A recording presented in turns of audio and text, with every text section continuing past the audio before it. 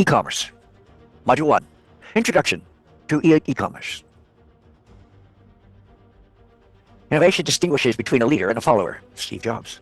It cannot be denied that e-commerce is part of our lives. It is something really comfortable and easy that can be done from anywhere as long as we have a device with an internet connection. However, e-commerce is something else. A very complex world is hidden behind the click of the product that we want to purchase. We need to know if it is what we want to, where we want to take our business online, whether it is already existing business or a new business. The definition and history of e-commerce will be discussed in the first introductory chapter. Main characteristics, advantages, and differences with traditional commerce. In later sections, more complex aspects will be dealt with. The origins and definitions. Despite the initial perception that e-commerce is something relatively new, its history is more extensive than it appears. We can actually say that the origins of electronic commerce dates back to the beginning of the 20th century in the United States with the emergence of catalog sales. Until then, you could only buy products in the stores, so catalog sales was the first way to buy them, in which the customer did not physically see the product, but instead saw photographs or illustrations. This method of sales was truly revolutionary, as its distribution of the catalogs allowed some rural areas with difficult access to commercial areas to purchase different products, which was unthinkable and inaccessible until that time. Despite this precedent, it can be considered to be the first approach to e-commerce as we understand it today was in 1960, with the development of the EDI, or the Electronic Data Interchange System, which allowed electronic transactions and the exchange of commercial information between companies for the first time. The first sales through the net was in 1981 when the company Thomson Holidays connected its travel agents to the catalog so that they could offer their customers the available services. Soon after, in 1983, the term electronic commerce was coined.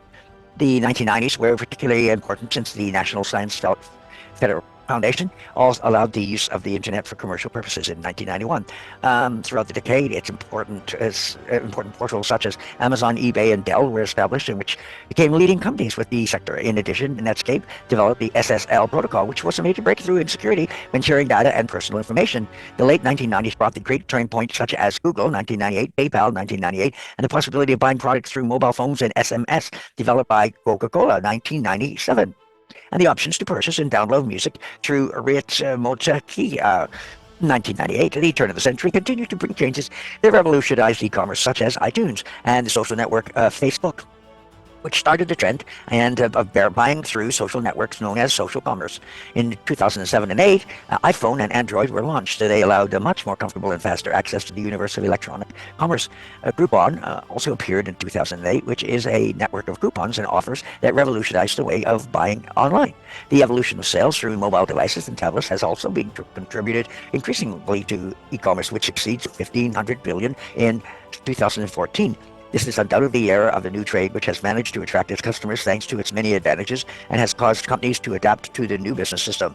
And given these historical considerations, e-commerce could be described as electronic commerce is a type of business model or segment of a large business model that enables a firm or individual to conduct business over an electronic network, typically the internet. E-commerce consists of commercial transactions with no physical relationship between the parties that are carried out through online payments. The goods, services, or payments are always formalized through an electronic distribution channel.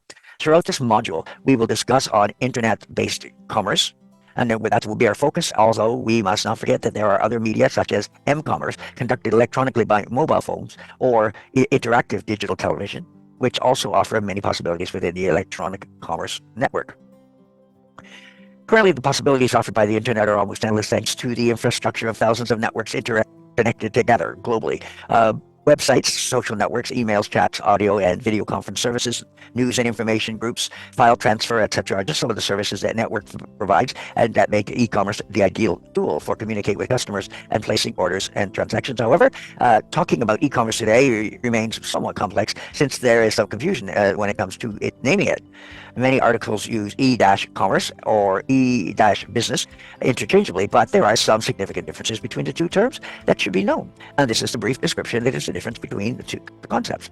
E-business refers to the entire business process managed thanks to the internet and information and communications technology, ICT. E-business involves different aspects such as customer service, online communications, and commercialization or the sale of the product. E-commerce is a specific part of the e-business that deals with orders and transactions. In addition, it should be noted that e-commerce can be classified according to the possibility of interaction between the parties involved, and so we must consider business to customer (B2C) interaction between the company and the final consumer, business to business (B2B) interaction between companies, B2A business to administration interaction between the company and the administration, customer to customer (C2C) interactions between different consumers, for example, auctions in which private users sell their products, peer to peer. P2P, interactions between individuals to exchange files or information. Business to employee, B2E, interaction between a company and its employee. These are the sales through corporate websites or restricted access intranets to the employees of the company, and the characteristics of e-commerce. Number one, in addition to what has been discussed, several features and characteristics that describe e-commerce should be considered. The global reach. There is no national borders or limits, so users can purchase products that are not available in their company. Ubiquity. It is available anywhere and through any device with the internet connection. Multi-format, text, audio, and video can be used.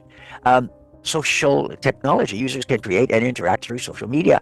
Standards. There is a consensus of technology standards that allow accessing the codes of the web anywhere in the world. Customization.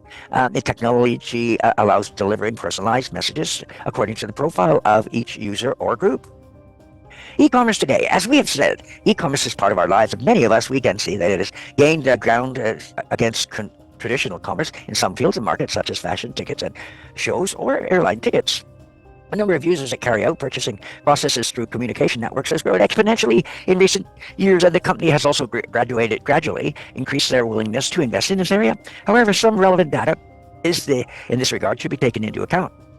Aspects such as the following should be considered. Most companies still consider the internet as a communications channel. The percentage of businesses that exploit its potential as a sales or distribution channel is still low, and most important advertisers are on the web. Most of the advertisers also carry out online marketing activities. And based on these strategies, developing an e-commerce for clearly differentiated groups can be established. The determined, who are willing to risk capital and develop large projects. They anticipate important investments to carry out new initiatives. The pragmatists, those who analyze the decisions and risks of each project, they tend not to make large investments, but are aware of the impact and the possibility of electronic commerce. The undecided, who do not have a clear or defined strategy, and the traditional, who have a conventional model and do not want to invest in new business routes.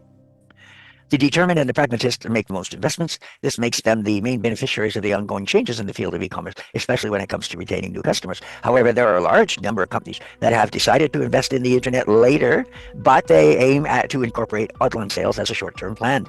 The reasons for this delay when taking their company to a new level are usually given as the following in order of importance. They know that a significant number of consumers access the market through communications networks, but consider that this number is still not enough.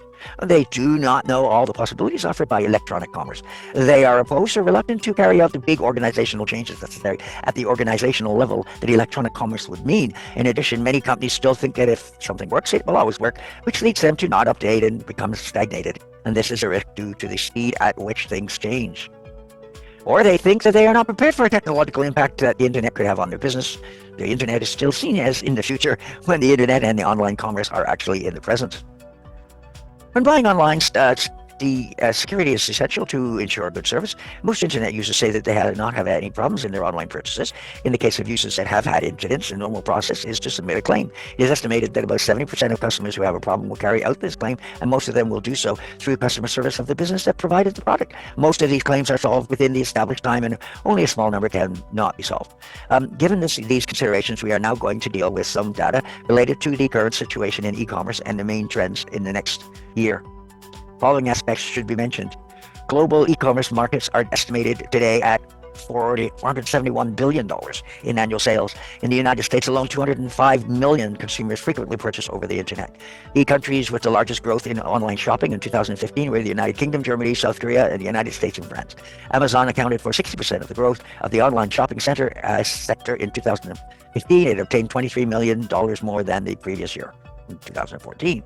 And the favorite place for teenagers to shop are Amazon, Nike, eBay, Forever 21, Urban Outfitters, and American Eagle. By the end of the year, 23.4% of global online purchases will have been made in China, which accounts for 54.7% of all the total sales in the Asia-Pacific region. Sales during Christmas season in the American continent accounted for 23.3% of the annual sales in 2015, exceeding $56 billion, of which $12 billion were purchases through mobile phones. In 2015, during Cyber Monday, more than $2 billion were invoiced. The most popular products in online shopping are clothing, books, music, products, and services related to travel and holidays, tickets for shows, and technology and electronic devices. As an example, it's interesting to know that in Spain, 80% of the households have access to the internet, 66% of the households have a laptop, and 50% have a tablet. 6 out of 10 Spaniards have a smartphone. According to the study conducted by Canil and BA Retail, the sectors with greater participation in e-commerce are beauty, fashion and accessories, 23%, hardware, software and IT, 13%, food, 10%, appliance, home, garden, 8%, sports equipment, 8%, hotels, tourism and transport, 7%, pharmacy and healthcare, 7%, professional services, 5%, marketplace, 3%. The annual expenditures per Spaniard online shopping was between 600 and 900 euros per year. The following infographic, extracted from the web Bamboo Business Services, shows data such as the growth of e-commerce in Europe and in different countries, the number of e-commerce consumers, the average expenditure, the type of products and services, and age. Here they are. Wow, quite a figure. 685 are over the age of 560 million. People use the internet. I don't think MN stands for that. Mega million maybe or something. Or use the internet. 296. Oh, here it is. 75% are e-shoppers. Look at the way it's shooting up. Keeps going up with very large numbers. Yes. Yes, yes, yes. European overtake. Okay, and here we go. E-commerce turnover per region. West up by 12%. Whoops. And south up by 14. South, central, so that was the central. Yes, estimated share of online goods in total resale of all goods. Oh, that's interesting. 8%. The GDP is 591 billion. I think that's for billion. I don't think that's million, but it could be. No, that doesn't make sense. Share of e-commerce in the GDP, 2.5%. Okay, there we go. Right, anyway. There's the information from 2016. We probably have something more upline than that. Let's do a quick click and see if we don't lose our page. It's possible. Oh, can't be reached. There you are then. All right, okay. So we'll go right back in and keep going on that.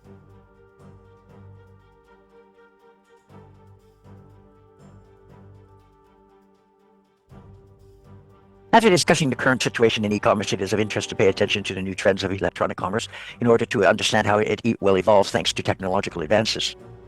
Here now comes the new trends in e-commerce.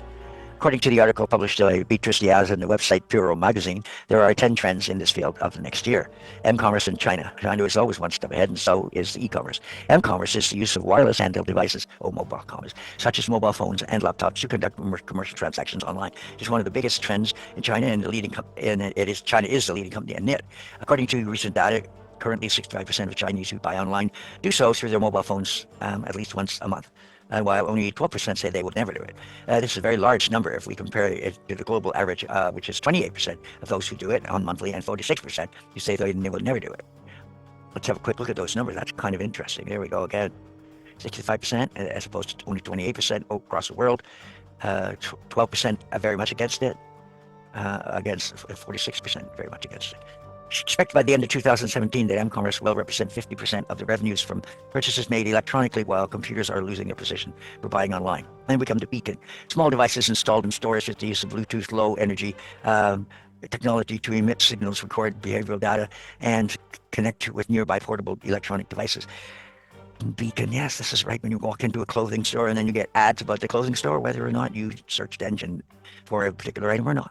This technology is used to send messages and offer directly to the customers when they are near an establishment which they have previously purchased or not. I'm going to have to say, for this trend to be successful implemented in the market, the following 2 requirements must be met. Users must have a Beacon application on their phone. Bluetooth localization services must be on.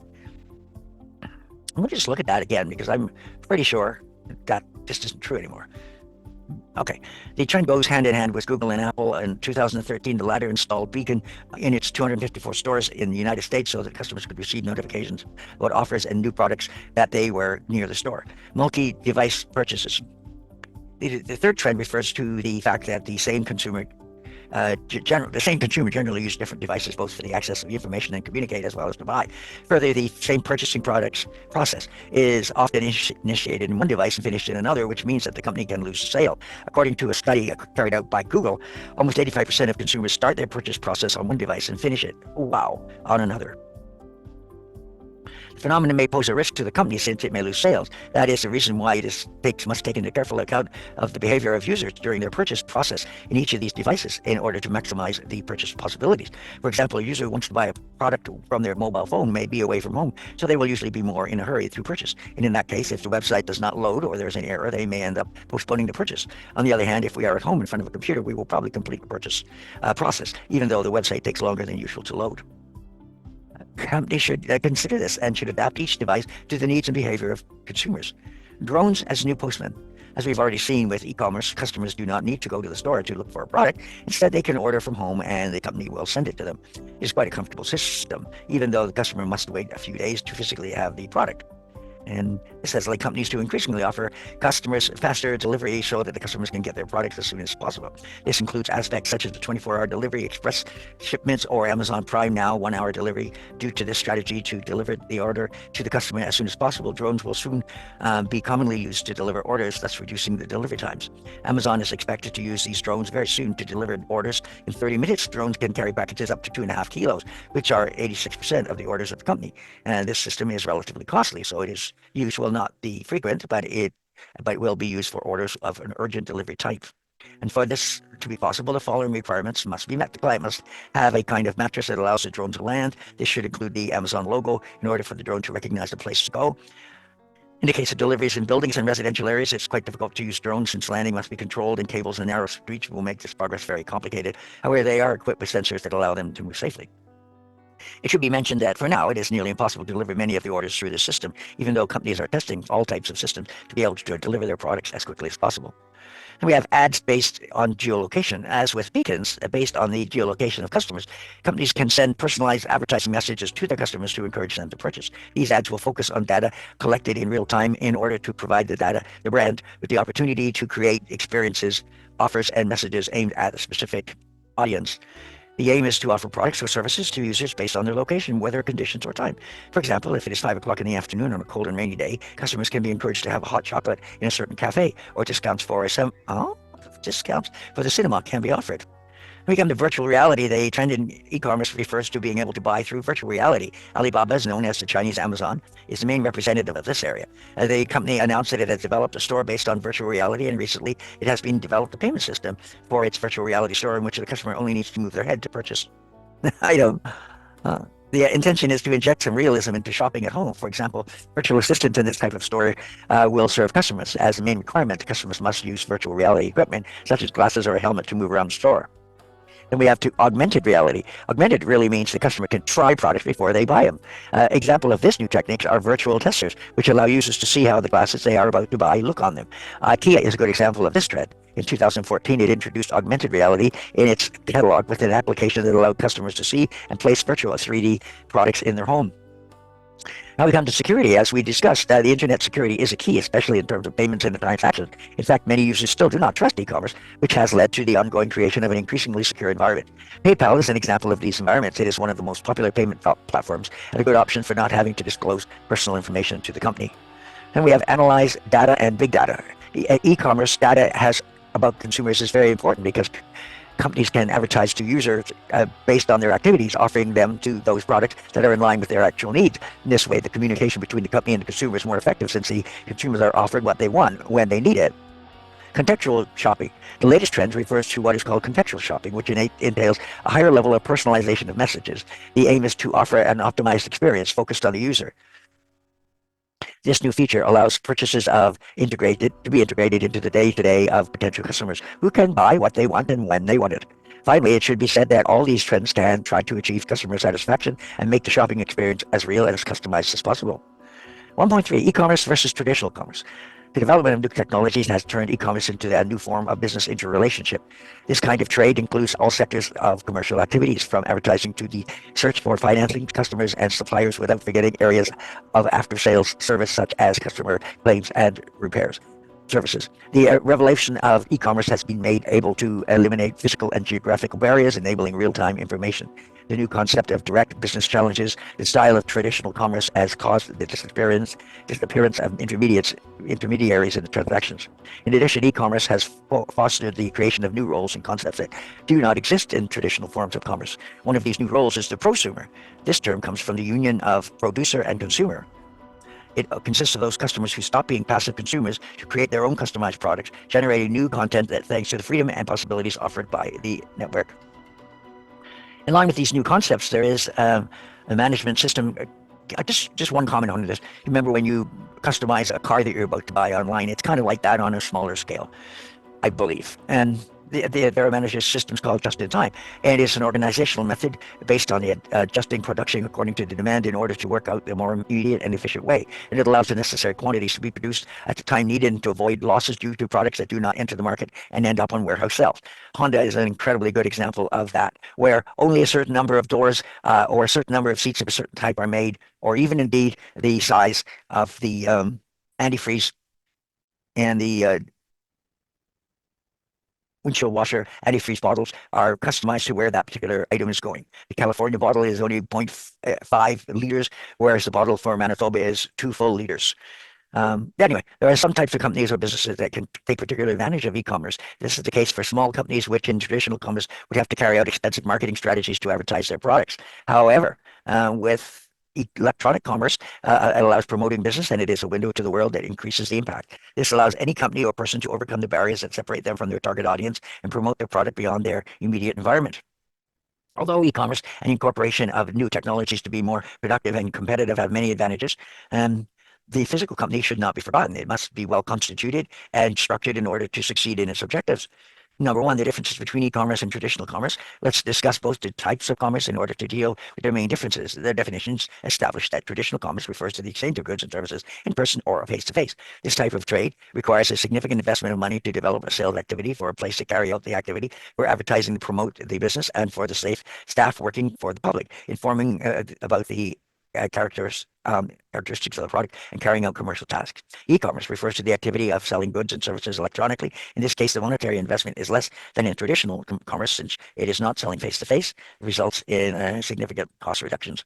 Now, the traditional commerce and e-commerce are defined. The main differences established in the market, since its traditional commerce is developed in a physical market, while e-commerce is developed in a virtual market. The main differences between these two markets are as follows. Physical markets. It's based on the physical interaction between seller and buyer in a physical space. This implies the content is established between both agents, helping the seller to know the needs of the customer and offering the products most similar to their needs. And it requires a physical infrastructure, and advertising goes directly to the customer. Virtual markets eliminates intermediaries. Contact is established electronically, and that is to say there is no face-to-face contact between the buyer and seller. If the customer needs advice, it will be necessary to establish some rules or tools to achieve that, a more personalized treatment with the customer. The main requirement of this type of commerce is that the buyer needs a device with an internet connection. Ads for the product reach the buyer faster, and that they also reach more people through the network, either on websites or social media. Here now is the chart. See if we can get it all on the screen. Not quite. Right. Down one. Down two. Traditional commerce requires investment, allotments, permits, registrations, fixed costs, customer service, fixed schedule, staff needed, permanent costs in remodeling, renovating. In many cases, it is necessary to sell on credit, which increases risk. Expansions means opening new premises. Generally, the delivery of the product is immediate. Sellers and buyers deal directly with each other, whereas in e-commerce, no accounts payable or receivable. Does not require physical presence, no fixed costs. Initial investment is lower than the traditional. It can be carried out from anywhere in the world. Shop is open 365 days a year, 24 hours a day. Customers can buy from anywhere. Delivery depends on the delivery system and conditions for each company. Oh, and by the way, that means right away you don't have, yes, you do have credit sales, but they're like instant, really. Let's now take a look at the difference between both types of commerce. Let us turn our advantages and disadvantages of electronic, advantages and disadvantages of e-commerce. As e-commerce gives its user access to a huge market of opportunities within an electronic device. These opportunities bring the users some advantages and disadvantages that should be taken into account. The main advantage of e-commerce is that it's continuous activity, since it is open 24 hours a day, 365 days a year. The internet allows access to the market without restrictions or business hours that limit access to potential consumers. We can access a world market where there's a variety of products that is unlimited. Products that may not be for sale in a certain country can be obtained. The product is cheaper since online sales are allowing adjusting margins, eliminating intermediates, and becoming more competitive compared to traditional commerce. For companies that work mainly on the internet, savings from infrastructure and personnel should also be taken into account, which minimizes the risk of investing.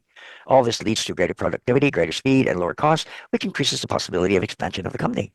Dealing with the users directly encourages feedback through forums, websites, blogs, and other platforms. Customers can read or share different opinions on the product based on their criteria and experience. The network offers personalized service, which allows the customer to detail and customize products according to their needs. Convenience of online ordering is a decisive factor as it allows for faster transactions and avoids uncomfortable queues or travel. These advantages not only have a number of impacts on the client, but also on internal and external procedures within other companies or with consumers. Communication tools, strategies, and protocols that help strengthen the relationship with customers and allow us to maintain contact with them after purchase is made has led to customer loyalty. There are a large number of online comparators, websites specializing in analyzing the price of different products and comparing the results. This allows us to quickly know the price that each company has and give us a generalized picture of the market. Possibility offered by electronic commerce makes it an open market that does not limit companies by their capital, size, or physical location. This enables small and medium-sized businesses to enter the market that would otherwise be inaccessible to them. New forms of communication and cooperation between companies, which can establish relationships without geographical limitations, and greatly enable their expansion, enable the capacity for growth. The online support provided by e-commerce is a guarantee of quality in customer service that can solve their problems 24 hours a day. In addition, the fact that there is no intermediates between customers and producers means that more direct and personalized treatment. This can be a decisive factor for the consumer to trust this type of commerce. It is also interesting to know that the disadvantages of electronic sales. The main problem with electronic commerce is that it has no face-to-face nature, since internet transactions deprive customers of physical contact with the product they want to purchase. The absence of personal attention and having to see the articles in its image can cause customers to distrust it. However, some e-commerce services have virtual assistants or consumer help chats to help provide for a more personalized attention and to reduce the degree of uncertainty experienced by the customer. Insecurity when making payments is another of the most challenging points. To prove the reliability of a company is essential to provide very clear information about the product, the price, the expenses, and the details. The company also needs to properly identify and provide direct contact with them. Most payments are made with credit card, but although this method is increasingly secure, it is not 100% reliable, which leads to some distrust. And then we have problems with delivery, are also a problem for consumers. The logistics issue may result in the delivery of wrong or defective products, delays, or the absence of an item. Complaints, it can also be further disadvantage of e-commerce since the product may not be what the customer expected and they complain or want to return it. Customers may feel upset that they do not know who to contact to solve these situations. However, thanks to the new claims law, this situation has now changed because companies must simply simplify the entire complaints process so that customers can receive an answer that suits their needs. The transition of a company to e-commerce involves finance investments that ensure its profitability. It requires specialists to help optimize this change. Training or hiring staff that can be used for technology of the business activity also involves additional spending. Lastly, an attractive website is also needed. It must continuously update it and show the services, the way of operating, and the target audience efficiently. The connection problems of users are the last problem. Due to insufficient capacity on the user's line, internet disconnections, problems with Wi-Fi, or obsolete equipment can cause problems in establishing communications, and this can lead to canceling of an order or abandoning a purchase. Types of business. To conclude the introductory chapter on e-commerce, 3 types of business that will be discussed. They are based on their relationships to the internet. 3 types of business are the following: bricks and clicks, offline businesses, showroom. Bricks and click, the terms for business that has both offline and online presence. It has both a retail outlet as well as a website that enables e-commerce. Additionally, many will also offer telephone ordering and mobile phone apps, or at least provide telephone sales support. Offline businesses. Many people consider e-commerce as the great enemy of traditional stores. In fact, that a store can have an online presence can mean feedback between both business channels. This is what offline business is all about. A good deal of potential customers compare different products online in different online stores, but they finally purchase the article in a physical store. This is a clear example of how electronic commerce can be permanent showcase until customers decide to take the traditional route. And then we have the showroom. Showroom is a room used for displaying a company's product to potential buyers. They are especially common in fashion, even though the term has now been extended to almost every field. As the relationship between e-commerce and traditional commerce stores helps offline businesses, showrooms promote the physical space as a place to show and promote a product that can finally be purchased via e-commerce. Some people say that in the future, physical stores will only work as showrooms and purchases will always be made online.